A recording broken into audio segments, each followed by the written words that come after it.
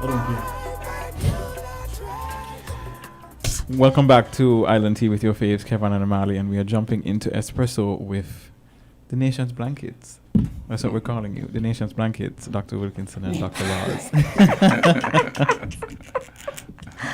First time I heard that description, but The nation's blankets. Security blanket. oh, security blanket. Yeah, the security blanket. Okay, thanks for explaining. Well, we're happy to be here, and thank you for inviting us on one of the most popular radio shows. You said one Stop of. Come on. I think we should delete one of and just call it the nation's most popular. Well, the only reason why I said that you can't burn your bridges, and Right. we might have to go on another show. Right, so. let me burn them. So let's start off with the major question. What is a vaccine and why is it Can you important? speak close in the microphone? You can bring it up Kiss to it, you. but don't. Almost kiss it, yeah. So let's start off with the big question. What is a vaccine and why is it important to be vaccinated? Good morning, and thank you for having us. And that's a very good question. What is a vaccine? It's really a biological preparation that is made from a microorganism or a germ that causes an infectious disease. And this biological preparation provides active immunity in the individual who receives it, and it protects the individual against a particular infectious disease. And, This organism can either be killed, and in this modern times, some of the vaccines are synthetically made in the lab. Yes, and another point I wanted to add here, because most of you all would have gone to school and you remember when the nurses pulled up to give the vaccinations. That dreadful day. Yes, I'm glad you said dreadful day, because the vaccines are usually delivered either by an injection, some can be given by mouth. And I know here in the Caribbean, persons have a fear of needles. And sometimes when they see the vaccine being pulled up, it is pulled up with a bigger needle, but the needle that is used to inject is a very tiny thing. And sometimes we need to make sure, because persons might have hesitancy not because of the vaccine itself, but because of the actual needle. And it's important first to understand that vaccines, they're important because they help to protect us from diseases. The known vaccines we have protect us from about 20 different diseases, and about 3 million people each year are saved from receiving vaccines. And when you get a vaccine, you're not only protecting yourself, but you're protecting those persons who are around you. Right. I wanted to just add that when you get the biological preparation, when it's injected into you, your body produces, your immune system produces little proteins or antibodies, and sometimes it causes your body to even produce T cells. And these are the substances that remain. And so when you are exposed to the actual virus, let's say you contract the disease, your body's own immune system remembers the vaccine, and through immune memory, you mount a response against the actual disease. So that's just breaking it down in how it works in simple terms. So you got so the vaccine allows you to produce some gangster cells, and if you're exposed to the actual sickness, the dogs them roll out. Your body's But ready as to a matter of respond. fact, using the gangster analogy, it's like I am going to be walking into a territory, and I can do one of two things. I can walk in there alone, and when persons come to attack me, I call on my cell phone to call my backup, who are all the way in Sandy Point and will take a long while to come. Right. Or I can be vaccinated, that is walk with my persons just behind me. So as soon as I'm attacked, we can deal with the incoming. Yes, okay? And so that's what the vaccine does. It primes your immune system, so as soon as the germ comes in, it can attack it and kill it and get rid of it, so you're not harmed. So I'm happy for the gangster. Yeah, that's a nice analogy. We have already talked. But before we even continue any further, I personally, and I feel we should have started here. I want to thank you guys for the job you guys have been doing. We've been, we do a lot of talk here about the situation. It's impossible to not talk about it because it impacts pretty much everything the pandemic does. And we recognize that we are in a privileged position here in St Kitts, in a lot of different ways, and that is in no small way. I think you guys are responsible for that. So impart. So, again, thanks a lot for the job that you guys have been doing thus far. Well, one of the things I want to say in response to that too is that we could not have been doing this without your help, the all of society approach. And I remember once I called into your program and I spoke about even the importance of the mic that you have, because persons might not follow what we say, but you have a large following and they listen to you. And so it's important for all of us to play a part. And it's because all of us have been chipping in. That's why St Kitts and Nevis have been successful. Yeah, definitely. I think that as much as I do believe that we could be a bit more adherent to the protocols and the guidelines, I do believe for the most part, especially the copy community, have really been put in an effort to ensure that we adhere as much as possible. I know there were some concerns about the flu that was going around recently, and how that seemed to have spread, and if that somehow signaled that we needed to do more as a population, to protect ourselves. Is there any correlation there with how the flurona, as some people are calling it, was spreading, and how we were, how that affects the guidelines and if we are adhering to it? I think the rate at which that virus or that organism spread recently over the past few weeks is indicative of the fact that we are not adhering to the COVID-19 prevention and control measures as we should. Because if persons were wearing their face masks as they should, and hands using, keeping their hands, adequately sanitized, etc., it wouldn't have spread as it did. And so it just is a reflection of the fact that we need, as you said earlier, we need to do more and be more, vigilant in terms of practicing these measures. Indeed. Because we even had some individuals who got sick from this virus and were still out and about. Precisely, they and, didn't stay home. They didn't follow the advice. Even though it's not, you would assume that it was not the COVID-19. They didn't, stay home just in case, or they just still carried about. So that's everything. why I said they didn't adhere to the prevention measures. If we were more effective in doing so, it wouldn't have spread as it did. And this just shows you how we are playing with fire here, because if we didn't have stringent entry protocols to make sure that this virus is kept at bay outside of our country or in the quarantine facilities, you can see how if it slips in, what can happen. Right. Yeah, definitely. And we didn't make an assumption that it wasn't COVID. A significant number of individuals who would have shown up with, these flu-like symptoms, they were tested. Okay. They were actually tested for COVID-19, including myself, and all the results so far have come back negative. Great. Yeah. And we just because you mentioned the testing, we had a question here.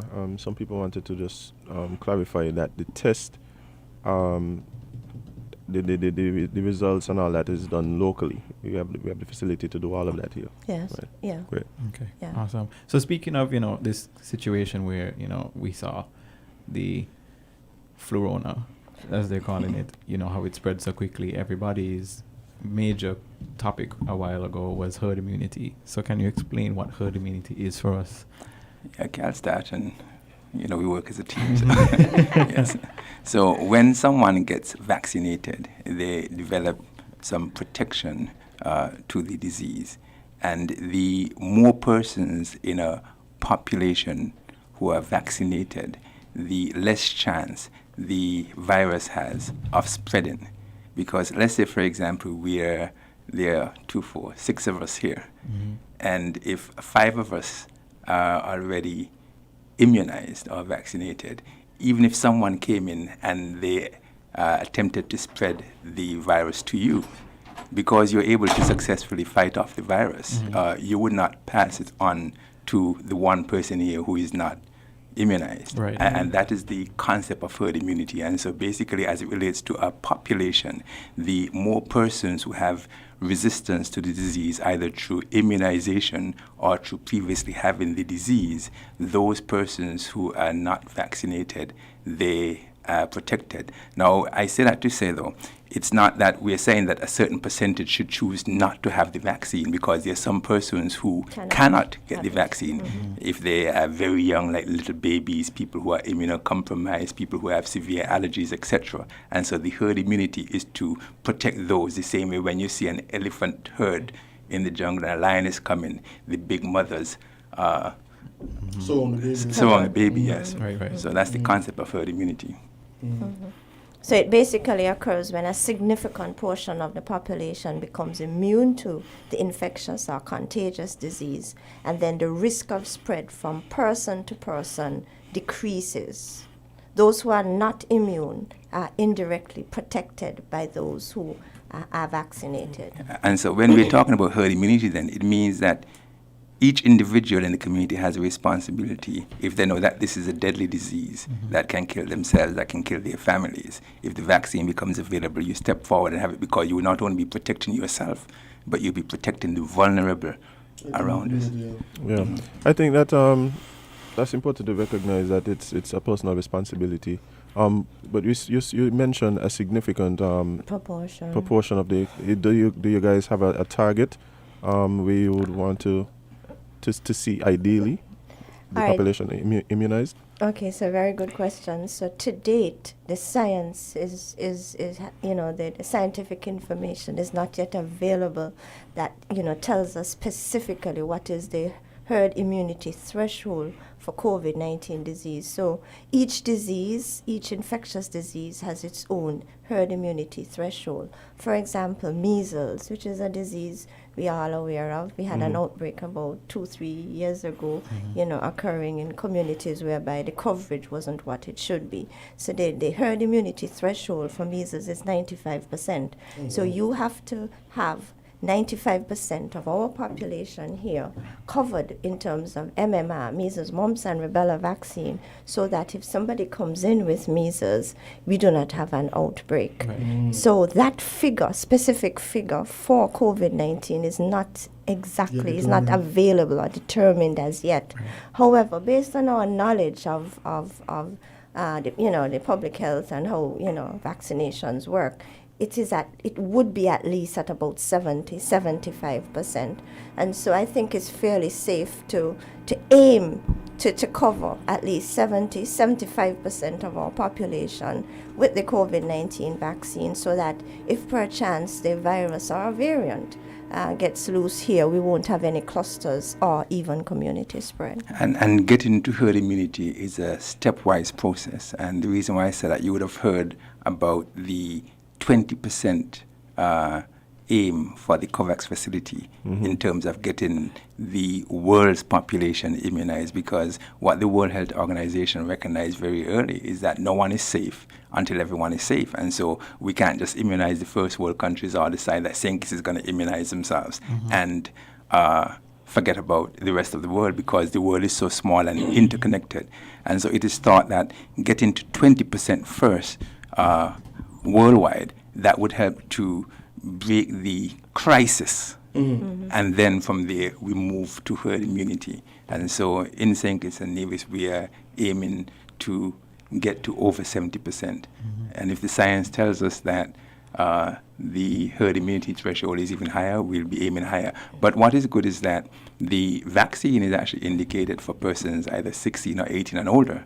Okay? And so even when we speak about 70%, we should be able to get there, bearing in mind that right now the vaccine is not given to younger persons. Okay, so that 70% figure does not include those under 16, 16 years old. to 18 years old. But then let's add that for now, the clinical trials that were done regarding the leading vaccine candidates did not or has not yet included children, those under 16. However, the clinical trials involving that younger age cohort is being done. So probably in another month or another few months, we may hear that it is indicated for persons under 16. So a lot of we are still waiting on additional scientific information. Okay, so speaking of, herd immunity and the importation of cases, a lot of people want to know, well, it's already been addressed, obviously, but you can't, ever set too much as it relates to these kinds of things. In terms of people who are coming in who have been vaccinated, the question of quarantine is always in the air. People want to know, if I'm vaccinated and I'm outside the borders and I come in, do I have to quarantine for 14 days and why? So, okay, I'll start off. We have to understand what vaccination means as it relates to our COVID-19, because when you are vaccinated against COVID-19, it prevents you from getting severe disease, it decreases hospitalization and death, but you can still possibly have mild disease or be asymptomatic, because when you're vaccinated, your body will be primed to develop these fighting antibodies, but you can come into contact with someone who has COVID-19, the virus starts multiplying in your nose. You're vaccinated, but you can sneeze and pass the virus on to someone. And so until we have a certain level of herd immunity, where we are certain that these persons who are coming in who are vaccinated will not infect our virgin population, the protocols and procedures will have to be the same, and any change from that will be absorbing risk. And in everything, there is a risk assessment. There are some countries who opened up before we did, and they balance the economic risk versus the risk. Yes, okay, and you see what has happened, and so it's all about balancing risk.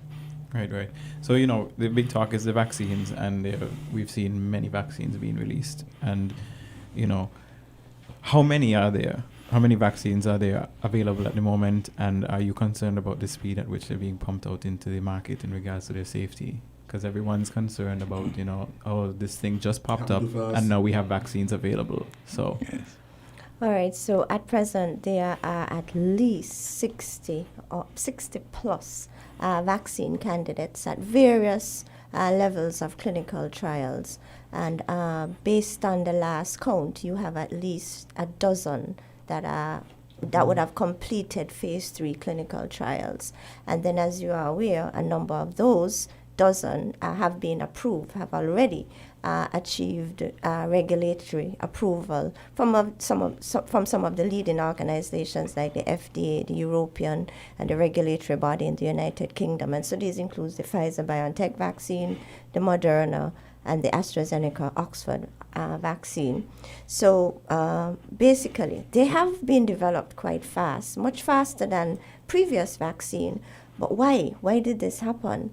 Because of the World Health Organization, PAHO, and some leading entities that have come together under the WHO ACTA accelerator, whereby funds have been pumped into vaccine, production, development, manufacturing. And so that's why it happened so fast. Technology and funds were made available for this to happen, unlike the previous ones where we had time, because we didn't have a pandemic before, but we do now. And so all efforts were made in terms of quick production. But the process wasn't, shortchanged in any way. They followed the process, but more funding was available for it to be done more speedily. And I'll tell you, some of you might be a bit too, I don't think most of you would have been around when the AIDS epidemic started, okay, in the early 80s. I was in medical school at the time, and there was this rush to find a vaccine. And more than 30-something years later, we haven't found a vaccine. And so that in itself should show you that the scientific community is not into shortcuts, because if they were into shortcuts, we'd have had one already. But testing, etc., is done, and if these vaccines are found not to be effective, not to be safe, they will not come on the market. And that is one of the reasons why we have over 60-something vaccines in trial, but you only have 3 or 4 or 5 or 6 of them that are really approved to date. Right. And I think that's something that people, because we have to be honest, like there are people with a lot of concerns about the vaccine. A lot of it is fueled by the anti-vaxxer sentiment. Some of it is fueled by just maybe misinformation and just sometimes not having the information that you need to feel comfortable, right? Which is why I'm thankful you guys accepted the invitation to come here. And one of the things I always say, it is very easy to spread a lie Yes. than to explain the complicated truth. Right. And we're here to explain the complicated truth today. Right. So I mean, because even one of the concerns speaks directly to the efficacy of some of the vaccines. We've seen, for instance, I'm going based on what I would have seen. We are, the BioNTech Pfizer vaccine would have been like 95% efficacy, and the Moderna and something like 94%. But then we see, different percentages for some of the other approved, and so people feel like, why may want to take this vaccine over that one, and why take this one if it ain't so effective? Could you speak to that dynamic and how efficacy affects the decisions that governments, persons like yourself, make in terms of which vaccines? Okay, well, when you speak about vaccine efficacy, we're talking about the percentage reduction in the disease in the persons who are vaccinated compared to the unvaccinated group, right, in a controlled setting in the clinical trials. Mm-hmm. Okay, and so when you hear about the high efficacy of the Pfizer vaccine, which is about 96%, and AstraZeneca between 70 to 90%, one might say, well, the Pfizer is better than the AstraZeneca. But once the vaccine is released into the general public, now there are a number of other factors that will determine the effectiveness of the vaccine. And so you can have one vaccine that has a higher efficacy in the clinical trials, but the effectiveness when it goes into general public is different. And so, number one, one of the things is the host factors. It depends on your acceptance, because you can have a vaccine that is 100% efficacy in the lab, but if you don't use it, it will not be effective. And the difference of 5 or 10% in the laboratory efficacy that you see in these vaccines don't necessarily extrapolate to the same difference when it is used in the general public, especially if you get a significant number of persons vaccinated. And so, as I said, when the vaccine is released, it depends on the age of the persons, whether or not the person has comorbidities, whether they suffered with other illnesses, etc., and how quickly we get the vaccine out. And so if we are having a vaccine that has an efficacy of 85% compared to one that has 95%, it doesn't necessarily mean that you're going to have 10 more people dying with the one that has a 10% less efficacy. Right, because there's, like you said, there's different variables. And yes. Okay. And I also want to add that persons are actually lining them up and comparing them. In terms of Pfizer, BioNTech, 95% efficacy, Moderna, 94%, and AstraZeneca, 60 to 80%. However, I think we need to recognize that in the clinical trials, so the Pfizer, BioNTech, Moderna, AstraZeneca, the clinical trials occurred in different geographic locations of the world. Mm-hmm. And the definitions that they each used to define COVID-19 disease were a little different. And then the clinical trials for each occurred at different times along during the pandemic. So in other words, the conditions under which each was tested was a little different. Right. So you can't just line them up and say, okay, Pfizer, BioNTech, even though it's 95, it's so much better than the others. So we have to be careful in such comparison. And it's important first to look at the history of other vaccines also. Let's, for example, speak about the regular flu vaccine. It is used quite widely in North American countries, etc. But it will be interesting to note that the efficacy ranges from 10% in 2004 to as high as 60% in 2010. And in general, the efficacy runs from 40 to 60%. Last year, the efficacy of the flu vaccine was 45%. Right. Yes, yet it made a significant difference in the incidence of the yes, okay, and so you just can't look at those numbers. Mumps that has been around for some time, and when I say mumps, the mumps vaccine, the efficacy of that is 88%, yet we don't know of anyone who gets mumps in the first world or even in developing countries anymore through widespread immunization. So you just can't look at the absolute figure and say because one is 5 or 10% less efficacious as it relates to the laboratory information that it won't work in the general public. So that's good to know, because I think that one of the things that has really been, troubling some people that I've spoken to, has been, those rates and how those play into the decisions that they are going to make. But I'm interested in what other factors do come into play when you make the decision as to what vaccine. Is it a matter of cost, availability, production, the way that it's administered? Because we've seen in some countries sometimes a delay in using certain vaccines, and different reasons have been stated. What are the decisions that we're using here? That's a very good question, because a lot of vaccines require a cold chain. They need to stay at a certain temperature. Right. Okay? And the vaccines that would be most available worldwide are those that can be stored at refrigerated temperature. Now, the Pfizer-BioNTech vaccine, we said it is 95% effective, but it requires storage at minus 70 degrees.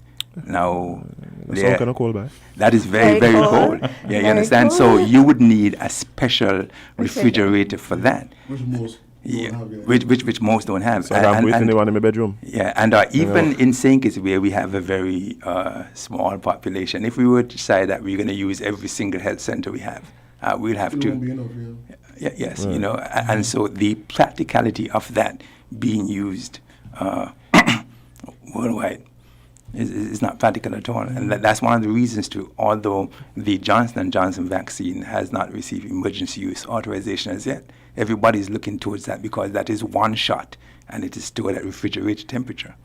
So it's more convenient. Right, Yes. convenience is an issue, yeah. Yes, because we know some of you, I might give you a jab and you decide, boy, I'm not coming back.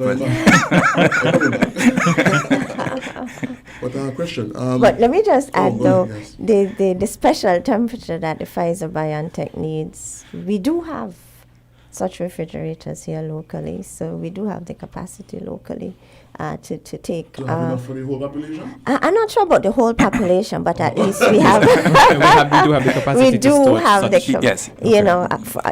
to store a particular amount of vaccines at that temperature, and we also do have refrigerators that can take it down to the negative 20 degrees, and that's the Moderna. Yeah, the Moderna Not vaccine. bad, okay. I like it. So Yeah. it appears that though, as we will be getting the AstraZeneca vaccine, and it's the one that we will be rolling out to other Caribbean islands. What is the efficacy for that one, and how do you compare it to the other known childhood vaccines that we would have received, like the BCG, the MMR? Okay. Now, you would have heard very early on that St. Kitts was one of the first Caribbean countries to sign on to the COVAX facility, which was going to ensure that we got 20% of the vaccinations for 20% of the population. And we were waiting on the World Health Organization, because they were looking at all the vaccines that were available to see which is the one that would be best. And the World Health Organization gave authorization for the AstraZeneca vaccine, and that is the one that we and most of the other Caribbean countries and a number of places around the world will be getting. The efficacy goes from 70 to 90%, and so it is quite efficacious. And it requires 2 doses. It can be stored at refrigerated temperature. And so we believe that this is a good, safe vaccine, and when it is rolled out, we would see significant benefits. And it has a good shelf life, because it can be stored at the regular refrigerator temperatures for as long as 6 months. So it's convenient for convenient, our, right. for our. It is convenient, safe, and effective. And effective. So just yesterday on the show, we were discussing Dominica.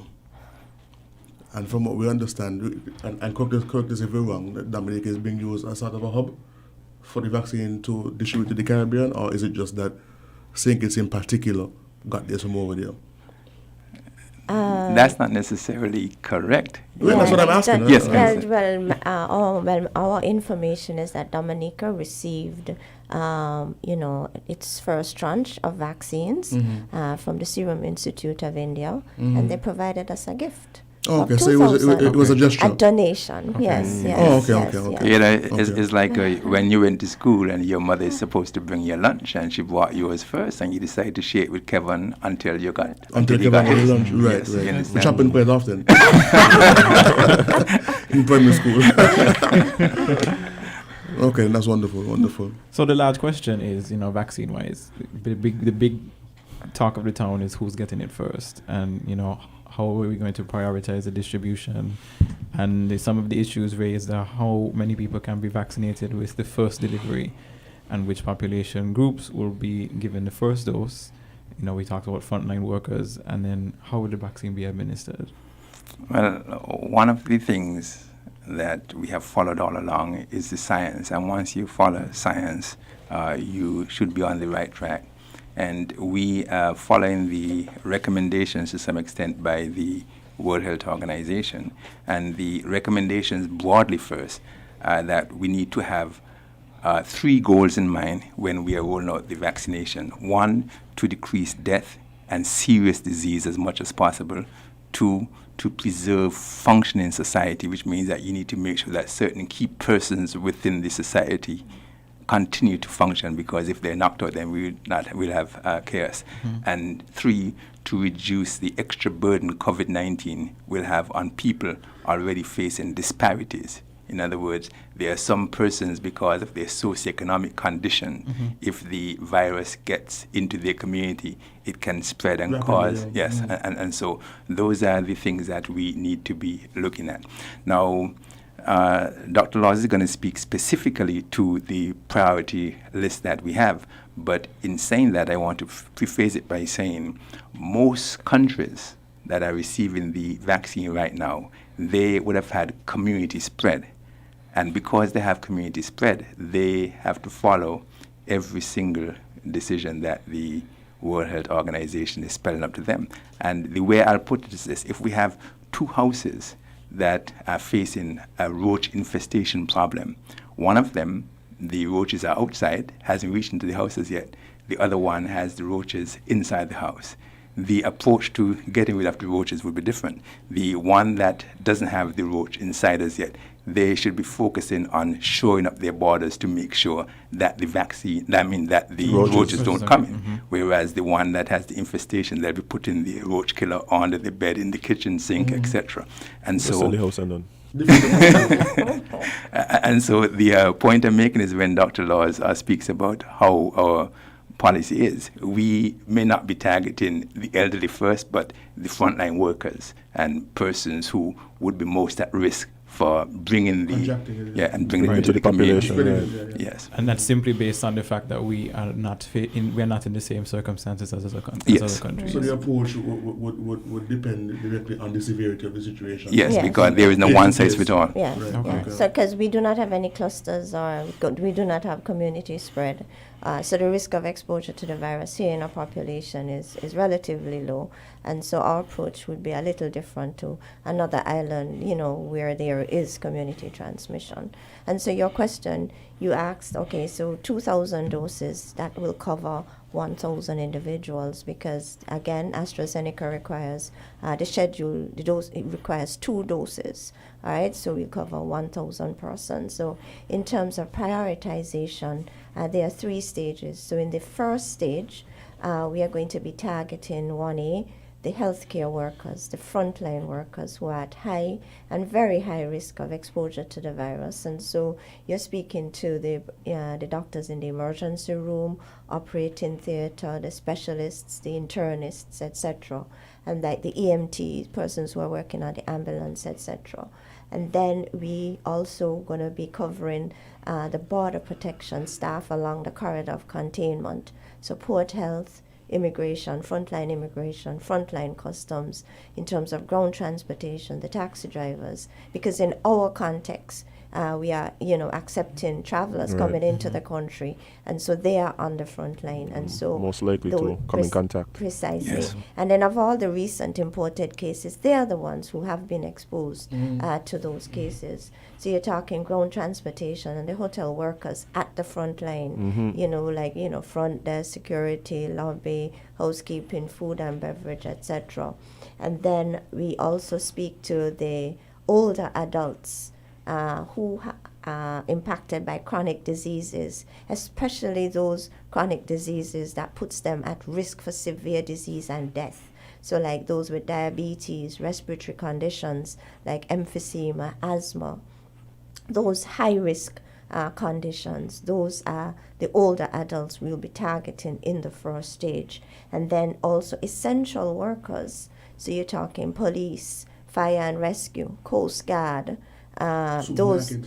yes, frontline, Maintaining essential. your society. To maintain society, and those in leadership also, because they are governing the country. All right, so those are the essential Also, Timo, workers. we'll be getting his shot in the first. Essential workers and those in leadership, okay? And then emergency, and then we are advised to have an emergency reserve of vaccines for utilization if perchance there is an outbreak, okay?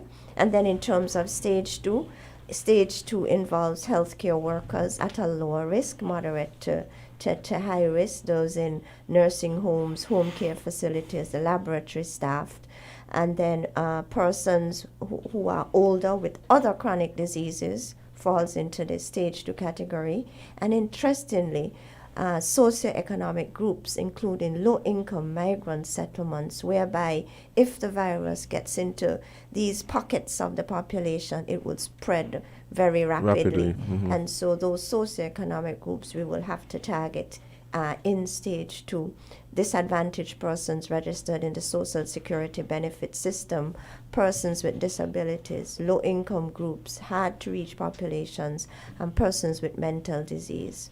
And then in stage 3 of our rollout, you're speaking to all the staff and workers in the education system, from the early childhood stage right up to the Clarence Fitzroy Bryant College institution, and then the other essential workers in agriculture, food industry, ground and sea transportation, drivers, etc. And then basically everybody else in our society, those in the manufacturing industry, offshore medical schools, and then the young adults, the middle-aged adults who may not have any chronic disease. So eventually the entire population, so Right. The based ultimate on aim this is to get everyone. prioritization, the entire population is covered. Right. Well, I have two questions. One, has to this point any of the citizens or anybody on island been vaccinated by by us, the government? I know the people who might have come in who would have received vaccinations overseas, perhaps, but have we vaccinated anyone as yet? And also, one of the concerns that was raised even here on the show is we've seen some countries who had issues with the fact that, I guess to their standards, the AstraZeneca vaccine had not been adequately tested on some elderly persons. Whereas you mentioned that those are some of the people who are at high risk, and so in the first and second phases, there are some people who would want to get vaccinated. Is that a concern for you guys? Okay. Okay. To date, I don't know of anyone who has been vaccinated from the batches that we've had, but very soon we'll be having the vaccination rollout. And I believe that one of the reasons why we have been doing well so far is that we have managed the virus very well upfront, so that we have time to sit back and look and make sure that we have our ducks in a row. Right. Yes, okay. And so that rollout will be coming soon. Now, as it relates to the AstraZeneca vaccine, and to any vaccine, because I don't think there is any major concern as it regards the AstraZeneca vaccine, but one has to understand that although we say we'll be vaccinating the elderly, the World Health Organization and most reputable institutions advise that when you are vaccinating the very frail you have to look at the risk benefits, because you can have someone who is elderly and very frail, and just by having a fever, that can tip them over. And we know sometimes when you get a vaccine, you can get a fever and some minor symptoms. And so that is the risk benefit that you have to look at. And in our situation, since we don't have clusters, we don't have community spread, we can look and determine, well, okay, this is a healthy elderly person who can get this vaccine, but this other person who is very frail and have a lot of comorbidities. And when we speak about comorbidities, Dr. Laws mentioned about diabetes, hypertension, heart disease, etc. You might decide, well, it is better to keep this person safely away and not give them the vaccine at that point in time. Right. So, one of the questions that everyone's been discussing on social media is, will this vaccine at some point become mandatory? That's a good question. I believe that through our education program, we should be able to get almost the entire population to accept the vaccine. When one makes a decision to or to not have the vaccine, though, they have to understand that this is a deadly disease, that is the COVID-19 disease, if you get it, not just deadly to you, but to the persons who are around you. And if you are a young, healthy person who decides that you are not going to take the vaccine, you can take that virus home to your mother, your grandmother, somebody who you love, and ultimately result in their demise. One has to understand, too, that without the vaccine, to control the spread, we are looking at lockdowns, which are mandatory. And that has a significant individual and social impact. Whereas if you accept the vaccine, that is less stress on you personally and less stress on the society and beneficial to all. Right, and it's so, much less restrictive. yes, and so what we're attempting to do is to appeal to people's sensibility so that they understand it is safer to take the vaccine. And Right. I'm going to say this, right? I do think you guys may have a bit of an uphill battle here. And I hope that's recognized by you guys. I think it's something that has to be done in terms of educating and educating people as to the importance and the responsibility that they have of being vaccinated. But a quick question we spoke about again, the plan for the rollout, and as you talk about the plan for the rollout, can I just interject here? Before you really can, a good education campaign whereby you educate your population about the vaccine really precedes the actual rollout. And so that's very important for us to explain to the population all the facts now as we know it about the vaccine before the actual rollout. So your question, has anybody been vaccinated as yet? We have to tell the public more about the vaccine before we do. And so I'm very thankful for this forum because you're helping us in this in this regard. Awesome.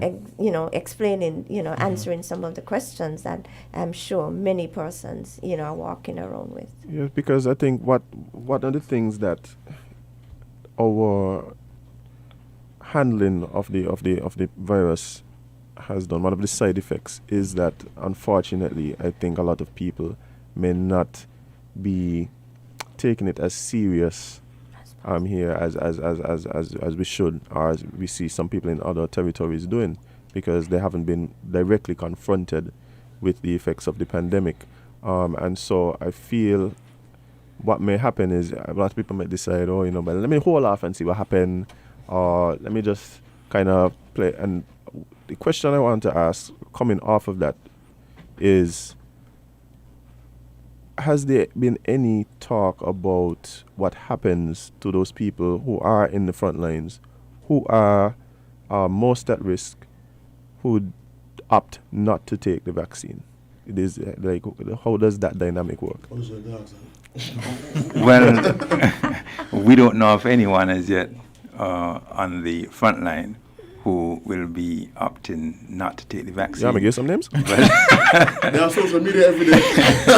Well, you see, that's the difference. They have not presented themselves as those who want to opt out. Yes, but as I said, though, we deal with science, and I believe that the whole purpose of having these discussions, not just here, but internally with the nursing staff, the doctors, the wider community, is that persons can understand and we can allay their fears. And sometimes some persons are just waiting to see somebody jump first before they jump also. And so, yes, because we have not been faced with the deaths, etc., that we see in other countries, there has been a lot of complacency. Right. Dr. Laws will tell you very early on last year, everybody was tuning into the NIAT debriefings, and once they heard there was a case, people, got alarmed.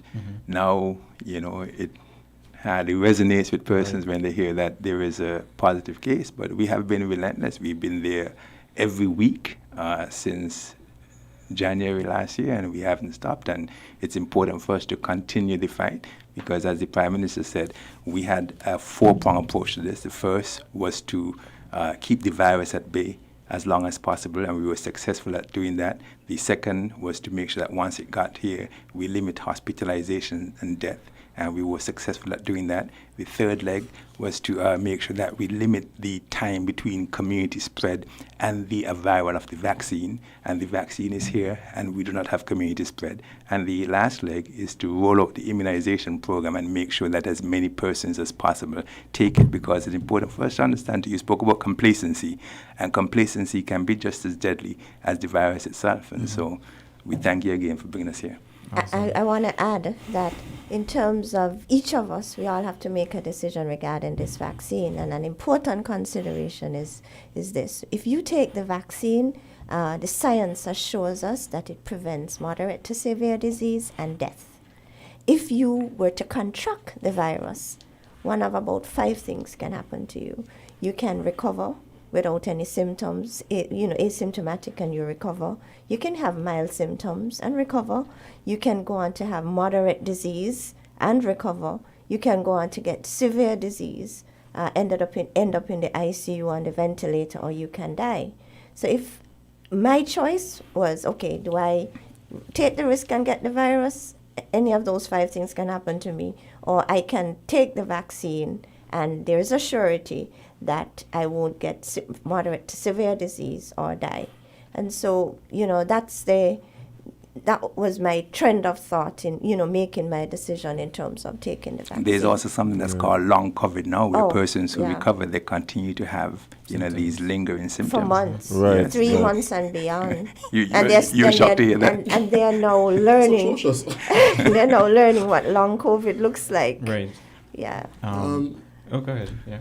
What is the perceived or the hoped for timeline as it relates to rolling out the vaccine and achieving at least 70% herd immunity in the country in terms of weeks and months and that kind of thing? Where do you see it? It doesn't have to be any scientific it's or a good planned. question. I'm going to say Yeah, Okay.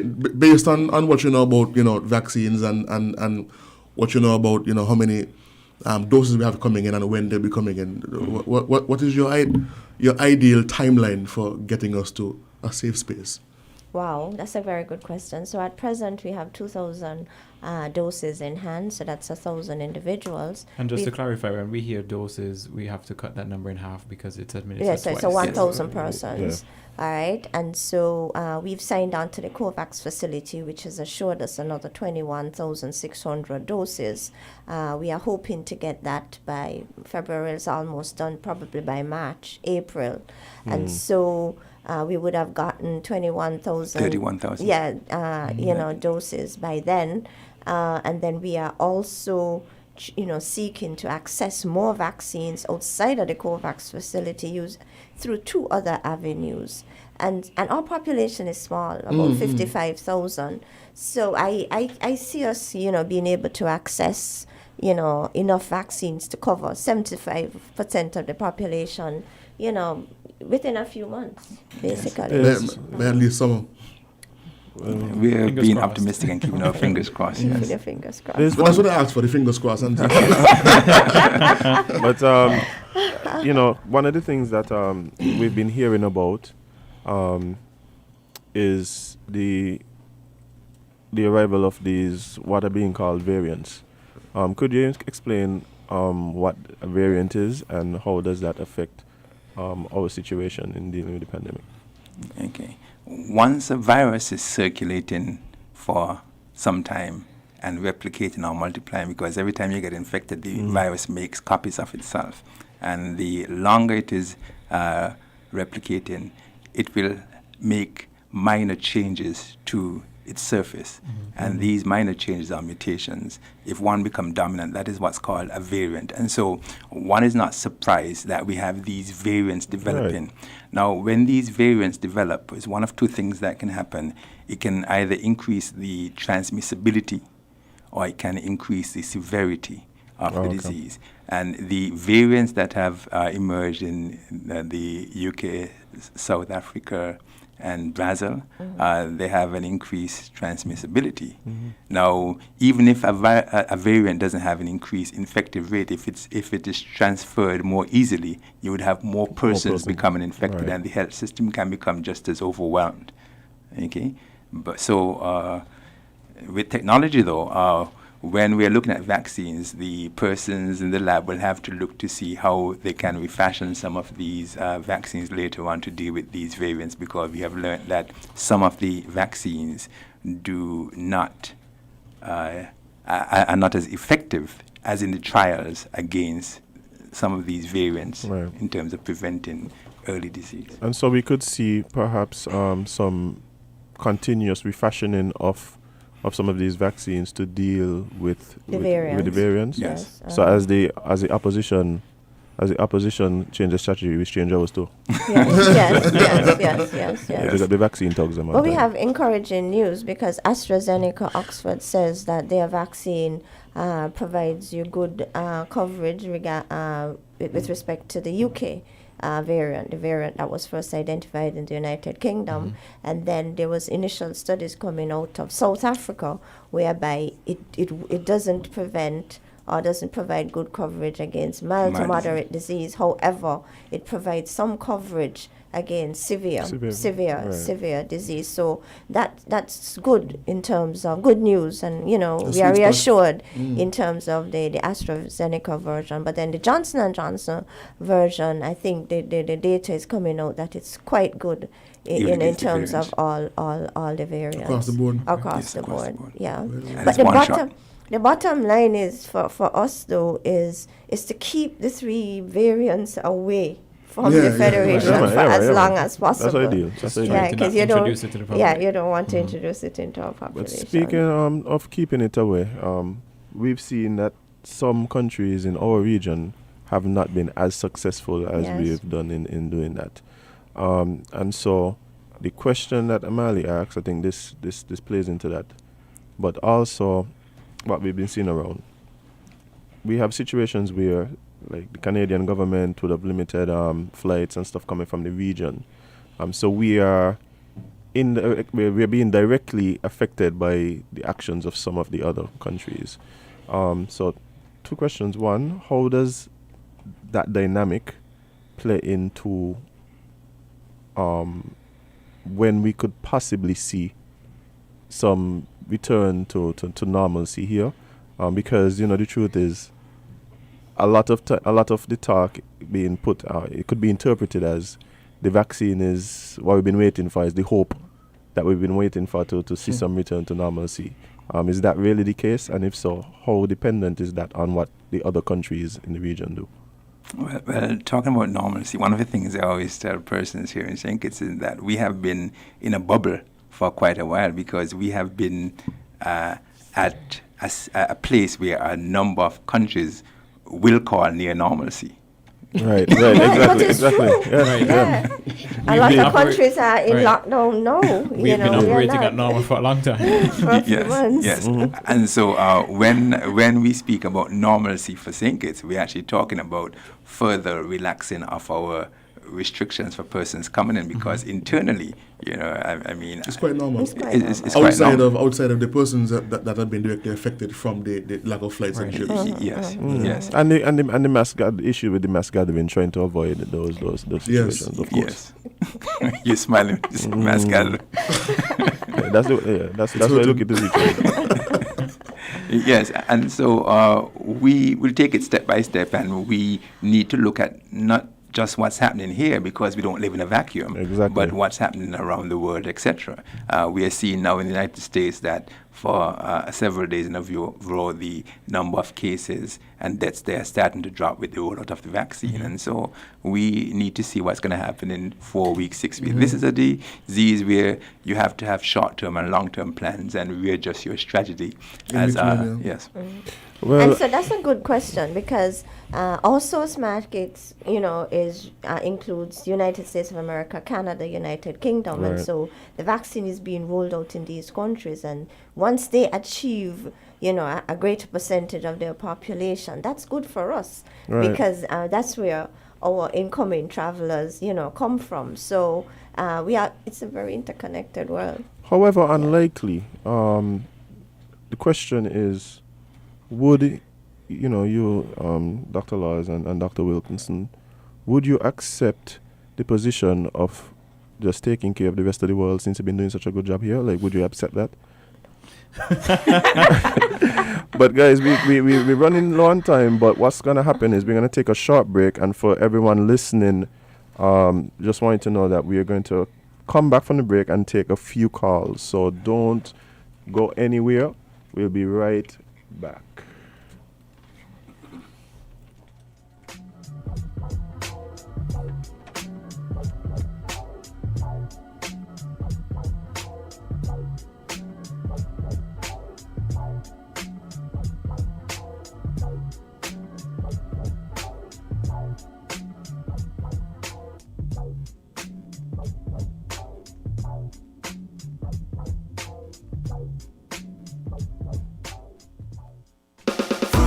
Taste the real Fruta, enjoy the real Fruta, refreshing juice of every day. Whoa, Fruta, drink the real Fruta, your favorite Fruta, the natural taste is Fruta. Fruta. Your favorite fruit has got a new skin with real juice within. Drink the real Fruta, enjoy the real joy. Taste the real Fruta, enjoy the real Fruta, refreshing juice of every day is Fruta. Fruta, juiced right.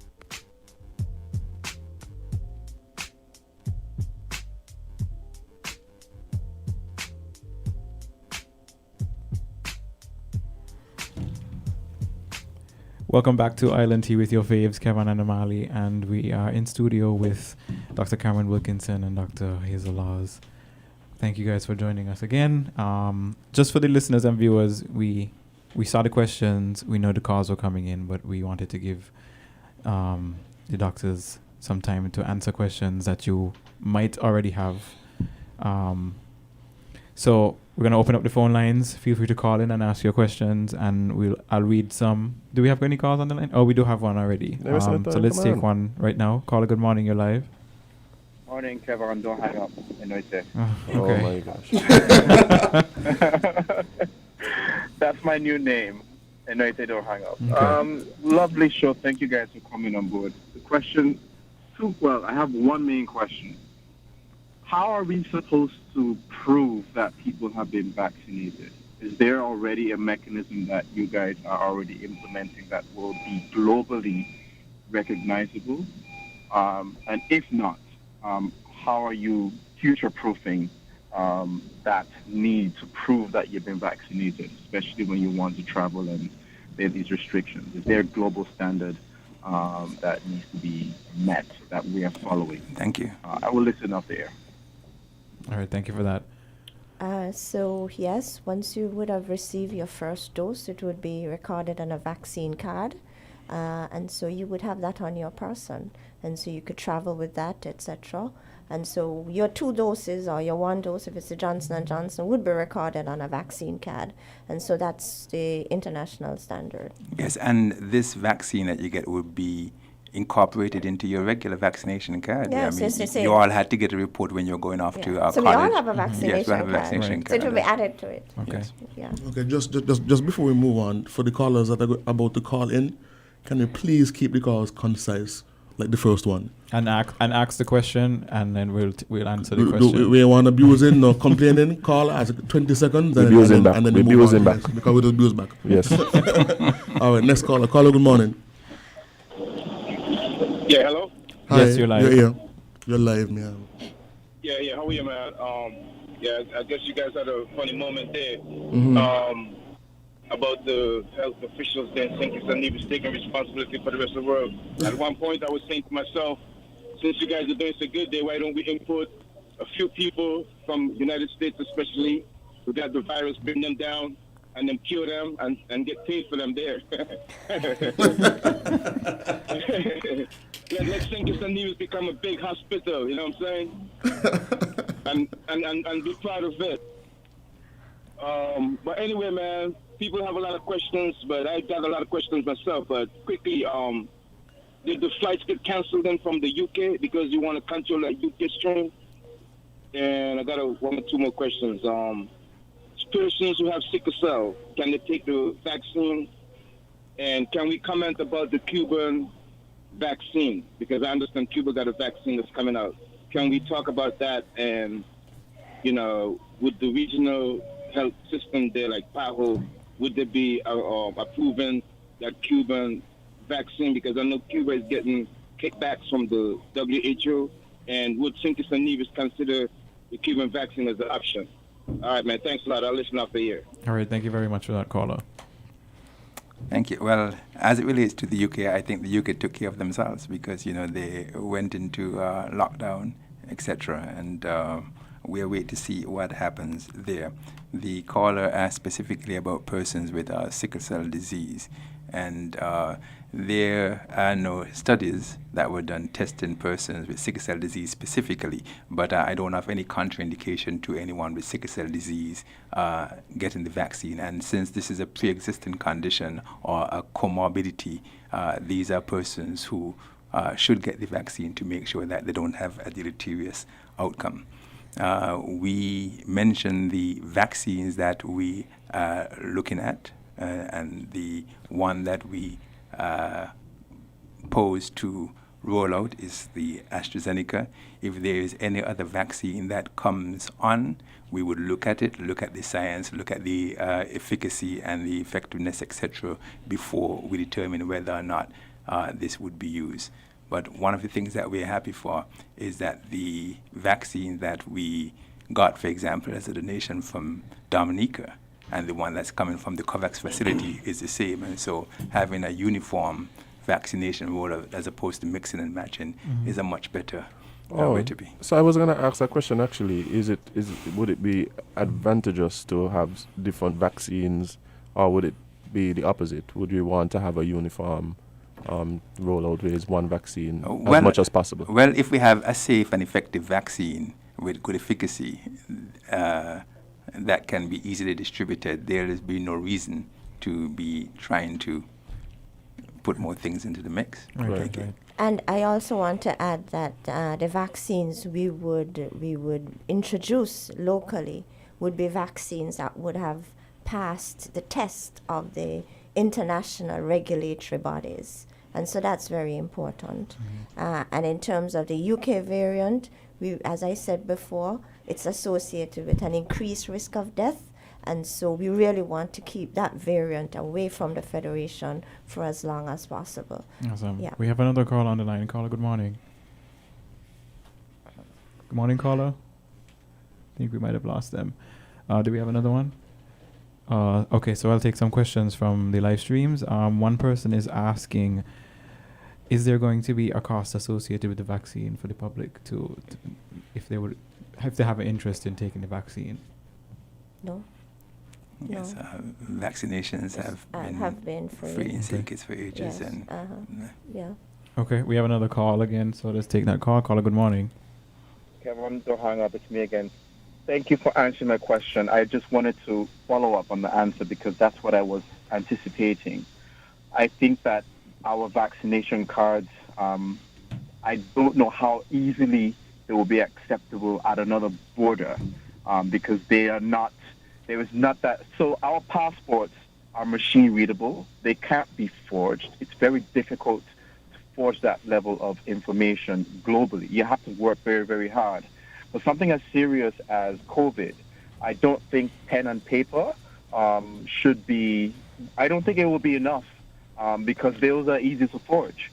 So I'm asking if there's any consideration being given to that act so that moving forward, we're putting those measures in place. Caller, I understand the question you're asking, and we are working on all of these, and we will make sure that when persons are vaccinated, they would have something that would be accepted internationally if the requirement is that they have to be vaccinated. The same way in the height of the COVID pandemic, our tests showing that you were negative when you had to travel was being accepted all around the world. It's the same way our vaccination certification will be accepted. Those things are in place. I want to add, you spoke to pen and paper.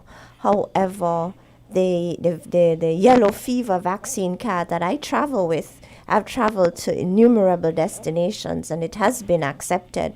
And that was, here. I got my vaccination here and I've never been turned back, South America, North America, Europe, etc. And so I don't think we can, make a blanket statement and say that our regular vaccination card that we already utilize won't be accepted internationally. Okay, awesome. Thank you. Do we have any other callers on the line? I think we have another one. Caller, good morning. Good morning.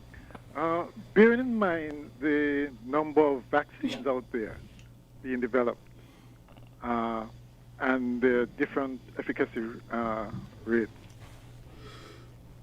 and apparently the World Health Organization have not really come down and say, well, this is a particular, this is the best one to use, so to speak. Can one take multiple vaccinations, especially since variants are coming on stream all the time and they have different efficacy rates to different variants, I would imagine. Can one take several? And are there going to be standards, let's say, that to go to a particular country, you need a particular vaccination? And lastly, now that we've gone through this, what would you suggest as the recommended measure to prevent an occurrence? So if, for instance, everybody had lockdown, all countries had lockdown for, let's say, 2 weeks, we would not have reached this stage where it became worldwide and we've had so much problems dealing with it. What would be, you think, the recommendations going forward to prevent a reoccurrence of this? All right, then. Okay. Well, the most we can do is learn from the past. And yes, if there was a lockdown very early in the countries where it started, it would not have spread to the rest of the world. And hopefully we would have learned from this. So if another pandemic comes up, hopefully not in my lifetime, we would have used this and the one that we had 100 years ago and make sure that we don't end up in this predicament again. As it relates to mixing and matching vaccines, the vaccines hopefully will be becoming more and more available such that there would be no reason for the mixing and matching. Now, so no vaccine cocktail? That would only be if, for example, there was some dire situation. I don't think that one is going to get to that situation at all.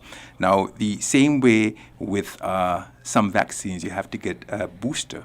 We don't know what's going to happen a year or two from now with the variants and whether or not it would require persons to get a booster to address a particular variant. And so it is too early to speak to all those things down the line. We need to focus now on dealing with the crisis we have here, bringing it to an end, and making sure that we develop herd immunity so that we can move to some sense of normalcy. And so the caller asked specifically if there, if we think it would reach a stage whereby a particular country may require a particular vaccine.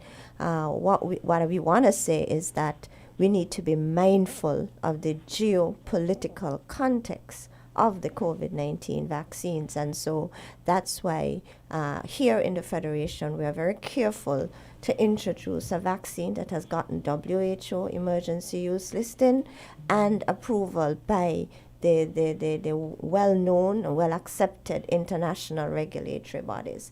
If you go that route, you will be safer because, down the line, you don't know what the requirements would be for entry into certain countries.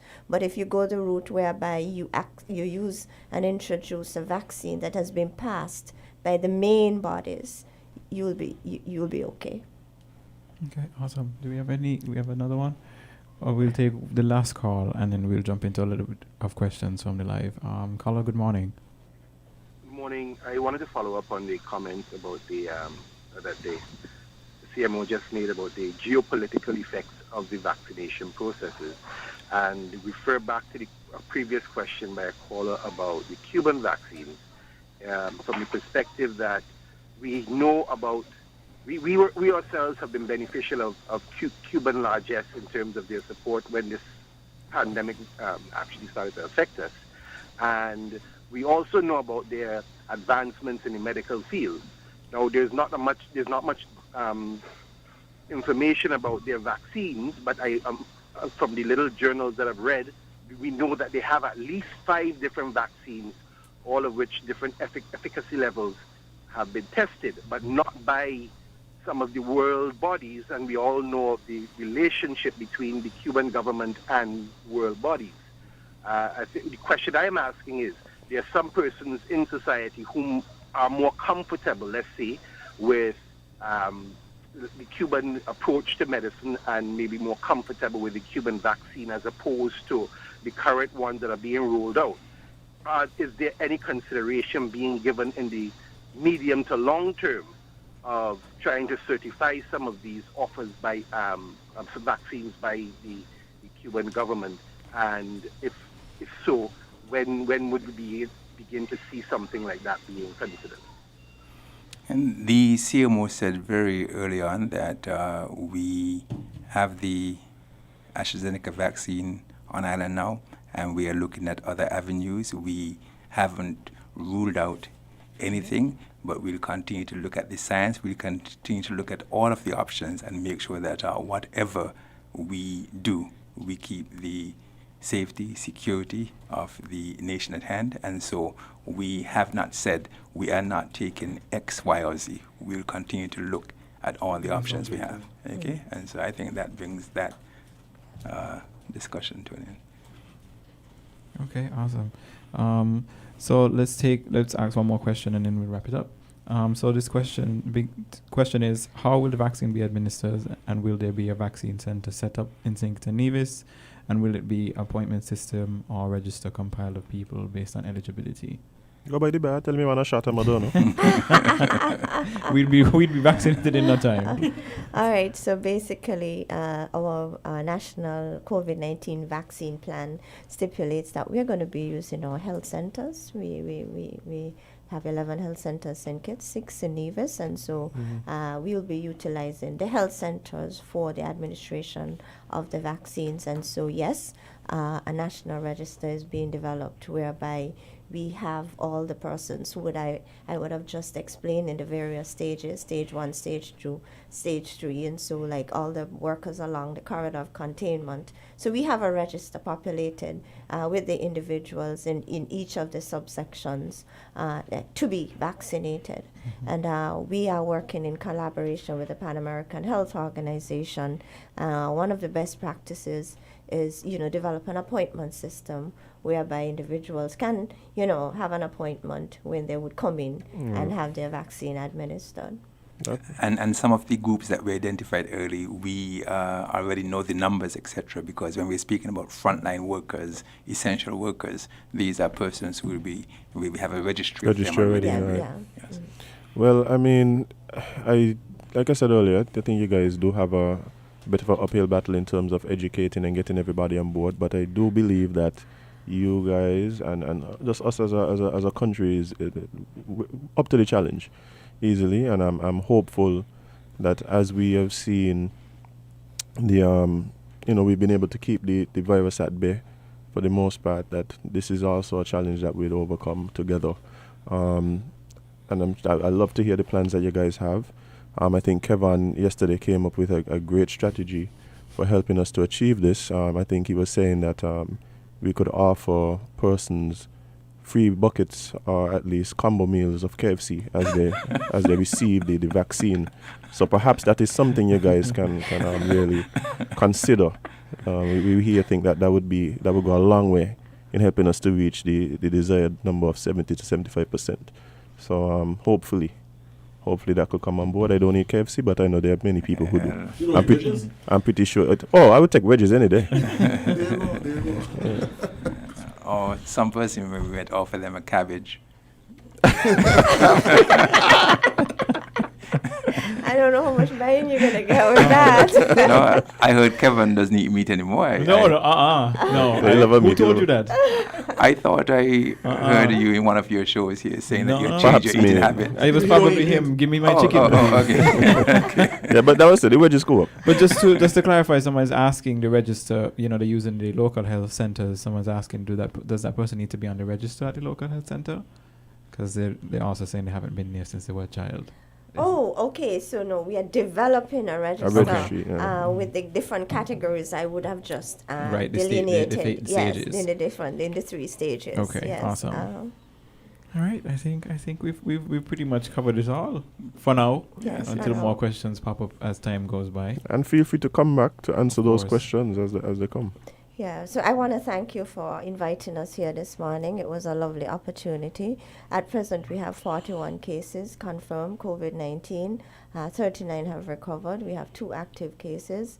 And my hope is that we would have a successful rollout of our COVID-19 vaccines, and in so doing, prevent any clusters and community transmission. And if we were to achieve that, I think we would have, done quite well for a very small nation. Thank you. And I just want to congratulate you all young guys and the young lady for what you all have been doing and for inviting us here, giving us your mic to make sure that we got the information out. And we want you to continue to help us in this fight and this uphill battle that he spoke about, to make sure that we have wide acceptance of the vaccine and no vaccine complacency. Thank you. Well, there'll be a cost, but we can discuss that. Yes. Well, we've come